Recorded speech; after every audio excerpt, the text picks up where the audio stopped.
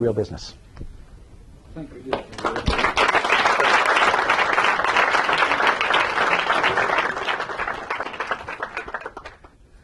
we have any additional questions for Barry? Yes, please. Please identify your name. Identify your name. My name is Alex? Alex. I'm the managing director of a theory equipment company. My question is about the theory in practice. What the economic theory says about Greece right now. Yeah, I knew you were going to ask that. Is it truth or not? How the theory? Yeah. So the thing is, I'm not a macro guy. Those are the guys who screwed you up. I'm a micro guy, and so I have no idea.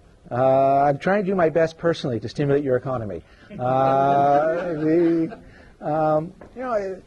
only thing that I sort of don't get, or really, is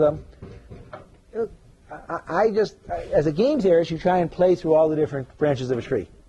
And one branch you want to think about, of course, is what does the default branch look like? And the challenge is that if you do it, it has to be a surprise.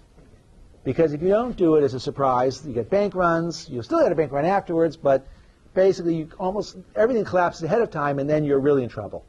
So how do you do the giant, and this is the biggest surprise anyone would have tried to create. So how do you do the big surprise in terms of going off a euro, going to a drachma or something? And it's a challenge, too, because you have a current deficit, taking away interest rates, taking away interest payments. So pretend you had zero debt. So it's not that, you still have structural imbalance.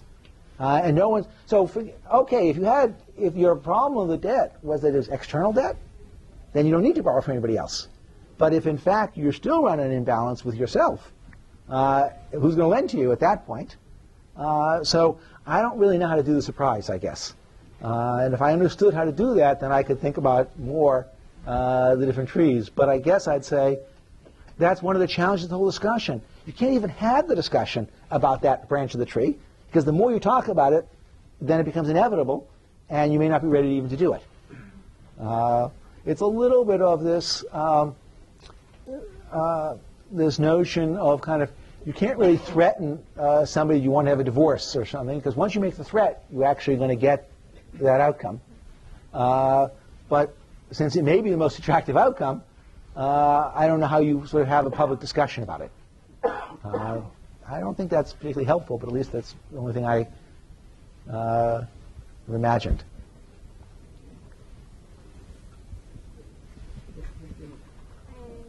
I am Dimitra. Dimitra? We're on the right slide because my question regards the 40% parts of Coca-Cola in your company. Now it's 100. Yeah, but at that time of the 40%, yeah. How much did this change honesty?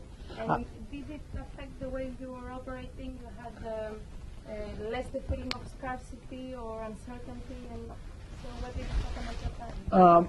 It really didn't. The 100% changed things. I'm no longer part of the company. But we, even today, the corporate headquarters are in Bethesda.